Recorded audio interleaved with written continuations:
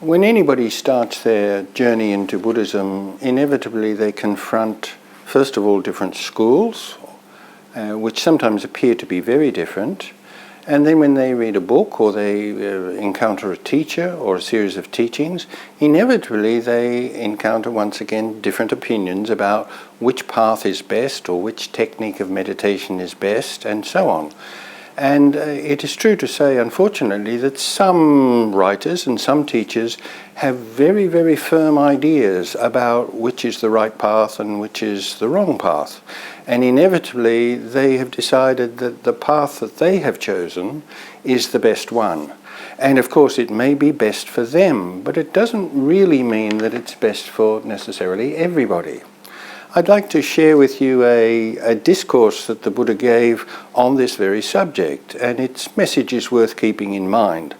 So apparently once a monk who was just starting his journey, his spiritual journey, he went to one monk and asked him, well, which is the best technique, which is the best way?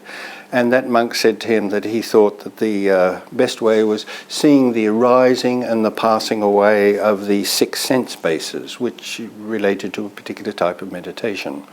So that seemed to him to be okay.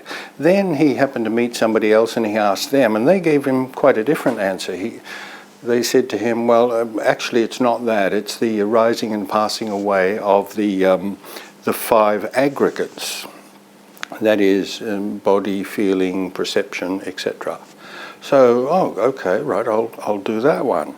And then he went to somebody else and they said, better probably is, the best way is to watch the arising and the passing away of the 4 elements, earth, water, fire and air and so on. So naturally enough, he was becoming a bit confused. And then finally he saw somebody else and they said to him, or they told him, it's seeing the arising and the passing away of everything.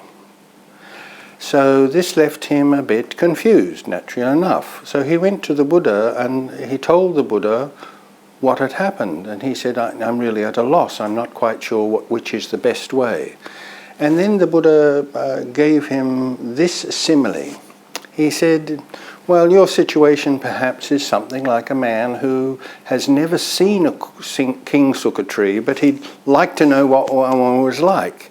And he might go to one man who has seen a king sukkah tree and ask him what it's like, and that man might say, well, its trunk is sort of a blackish colour. Oh, okay. But then if he went to another man who had seen a king sukkah tree, he might say, well, its flowers are red, sort of basically the same colour as flesh. Oh, okay. Then he went to another man and asked him, and that man said, well, the bark hangs down in strips. Oh, and then he went to another man and the man said, well, it has very large leaves, lots of leaves, and it gives a thick shade. And he went to another man and the man said, whatever. And then the Buddha said, each of those persons has explained the king sukkah tree in terms of their experience. Likewise, the people you asked about which is the best method, which is the best path to the goal, they told you that according to their experience. Now, the good thing is that each of them, what they said was correct. The mistake they made was by thinking that it worked for me, therefore it must be the best one, and definitely it's the best one for you. So I think this is a very interesting sutta. What the Buddha was saying was, there isn't one path in Buddhism.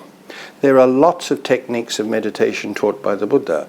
There are lots of different approaches taught by the Buddha. Each of them has their own benefit, but to say that only one of them is correct perhaps is a mistake. Therefore, when you begin your exploration of the Dhamma, when you begin your meditation practice, keep that in mind. The person who teaches you meditation may teach you something of great value and of importance to yourself, but it may not be suitable for you, and there are other ways. So keep that in mind, and you will find that your journey towards Nibbana will be a good one.